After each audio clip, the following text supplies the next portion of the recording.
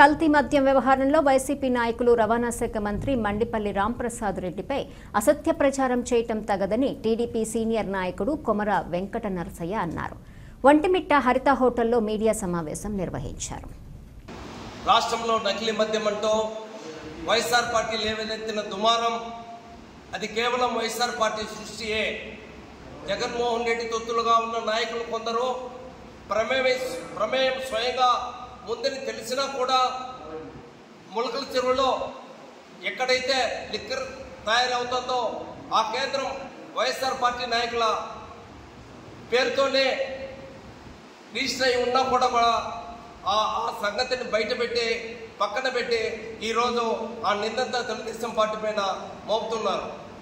జగన్ రెడ్డి 3,500 కోట్ల లిక్కర్ స్కామ్లో అడ్డంగా కూరుకుపోయి ఈరోజు అంతిమ లబ్ధిదారుడు జగన్ రెడ్డి అని చెప్పి సిట్టు విచారణలో బహిర్గతం కావడంతో తాను ఎక్కడ అరెస్ట్ చేస్తారనే భయం పుట్టుకొని ఈరోజు వజ్రం లాంటి నీతి నిజాయితీలకు మారుపేరైన మండిపల్లి రాంప్రసాద్ రెడ్డి పైన ఈరోజు తప్పుడు ఆరోపణలతో తన బ్లూ మీడియాలో ప్రచారం చేసుకుంటున్నాడు. ఇది ముమ్మాటికి అసత్యం. రాష్ట్ర ప్రజలందరికీ తెలుసు జగన్ రెడ్డి ఒక అవినీతి సామ్రాట్. అతని తొత్తులైన మిథున్ రెడ్డి కానీ చెవిరెడ్డి కానీ ఈరోజు ఊచలు లెక్క పెట్టి వచ్చారు.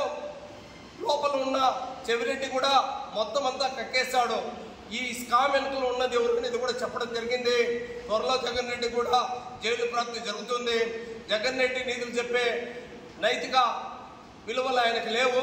ఎందుకంటే ఆల్రెడీ 11 సిబిఐ కేసుల్లో 6 ఈడీ కేసుల్లో బుక్ అయిన ఒక అవినీతి సామ్రాట్ నిజాయితీపరుడైన మంత్రి రాంప్రసాద్ పైన వేసే తప్పుడు ఆరోపణలు ఎవరు వినరు, నమ్మరు.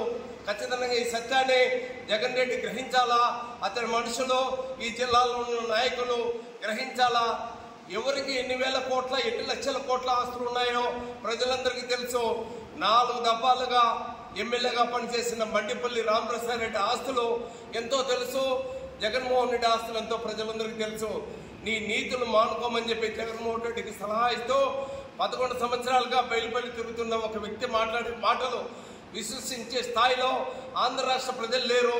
నువ్వు మాట్లాడే మాటలకు విలువ లేదు, నైతికత లేదు. నువ్వు ఒక అనర్హుడివి. నీతి నియమాల గురించి నువ్వు మాట్లాడితే దయ్యాలు వేదాలు ఉల్లించినట్టే అవుతుంది. అమర్నాథ్ రెడ్డి ఈరోజు